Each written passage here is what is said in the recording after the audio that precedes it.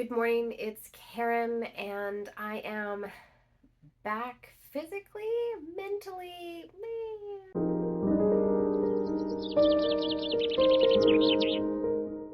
This is my winter slash end of the year TBR. These are books that I currently have on hold, that I have in my head that I would love to finish before the year is over.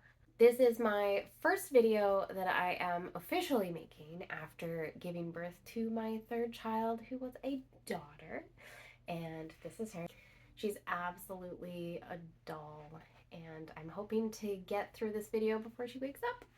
Looking back at my top 10 books that I need to read this year, I still have 3 that I need to do, and I'm not sure I'm going to get them all done, which is fine. I would like to read these books.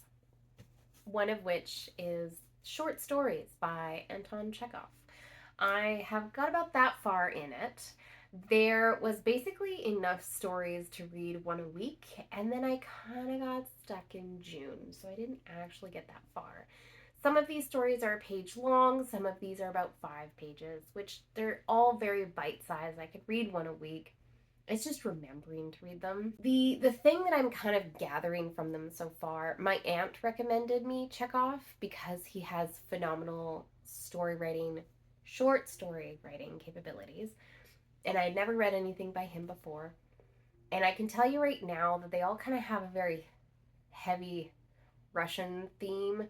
They're all sort of like dreary, real life, heavy, serious, with a little bit of humor. I'm taking it slower, but I would love to finish this off in the next few months. The next 2 books were recommended by my niece. She is an avid reader, and I always love checking in on what she is reading. And I think this is now a trend where I read books that she recommends by the end of the year.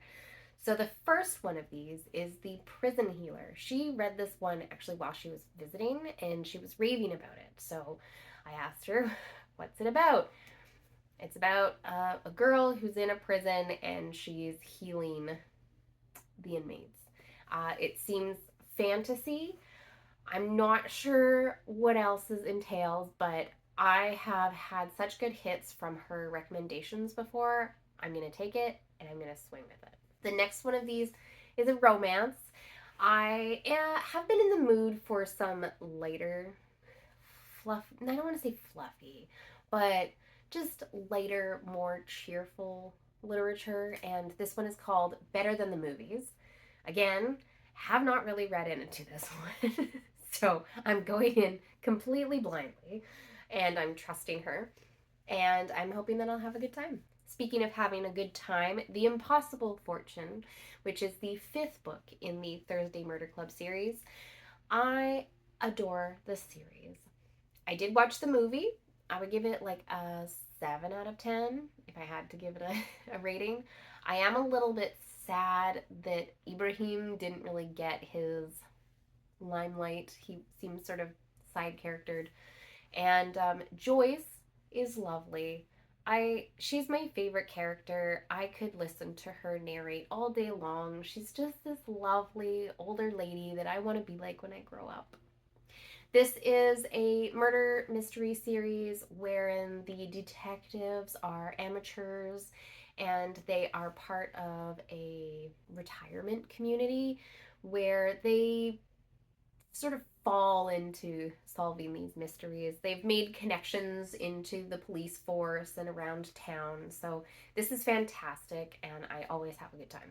Okay, let's keep in with the good time, feel good books. A Curse Carved in Bone. This would be a romantasy that is the 2nd book and maybe not everybody's cup of tea, but I quite enjoyed the first one, Ink. Something ink. I'll put it here. It's a beautiful cover. I don't know if I think the cover really matches the vibe, but it's such a cool piece of artwork regardless. This is very heavily Nordic inspired. I would say Norse mythology. The main character's name is Freya, and her love interest's name is Bjorn. So if we can get like very Nordic, we can. Freya has this power bestowed to her by one of the gods, and people who are bestowed with powers from the gods are seen as, I guess, blessed.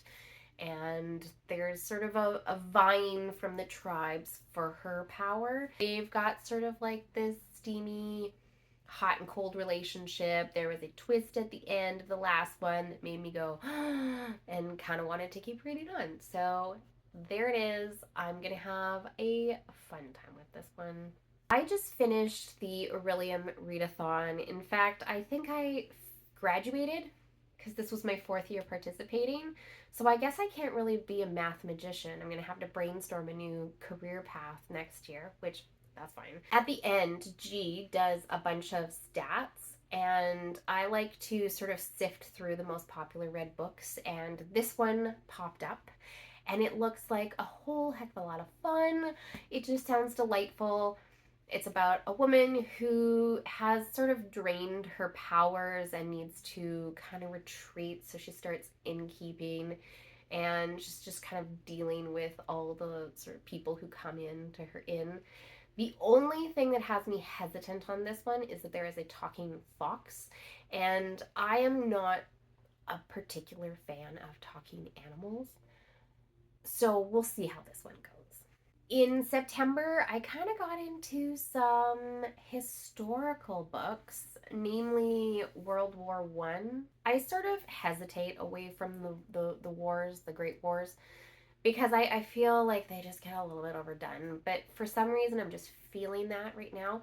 One of my favorite books I've read is called The Chilbury Ladies Choir, and this one gives me the same vibes.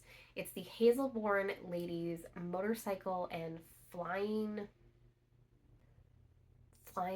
something. Really long title. It just looks delightful. Um, and I just want to have like lots of like cheerful things, heartwarming things to just fill my cup. In the same vein of fun, kind of enjoying a little bit of camp right now.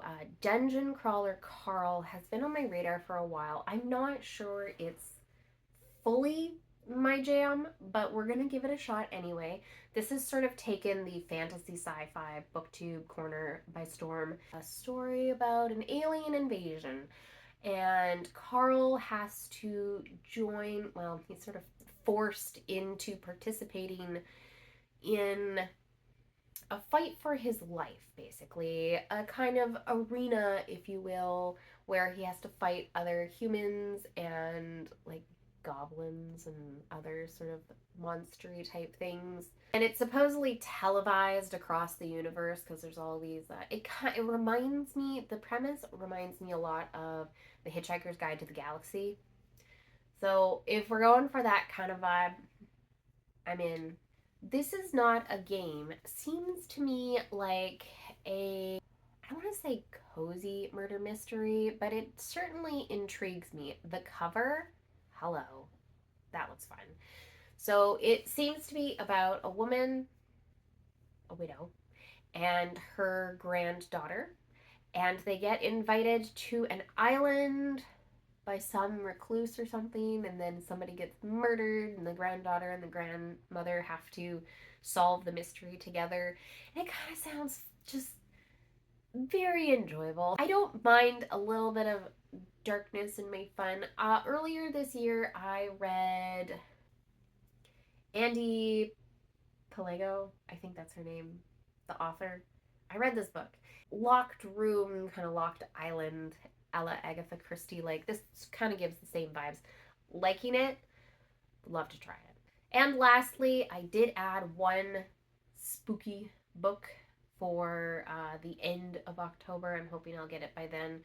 This is We Used to Live Here, going in by a lot of good recommendations. I did read the synopsis, but I have mummy milk brain right now and lack of sleep, so there is a couple that flip houses and they find this big house, and then some strangers show up, and then the strangers don't leave, and then things go weird. And it kind of sounds a little Shirley Jackson-esque and a little bit of House of Leaves-esque.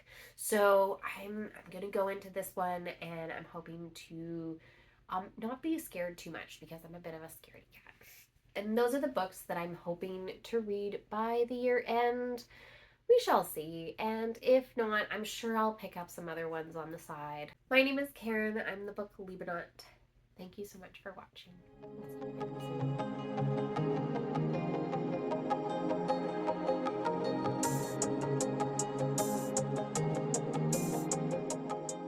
And if you're interested in what's been going on the farm, I posted recently a pretty heavy vlog, and I will link it down below. And you're more than welcome to check it out and see kind of what's been going on. And if you're the type of person that prays, please keep us in your prayers.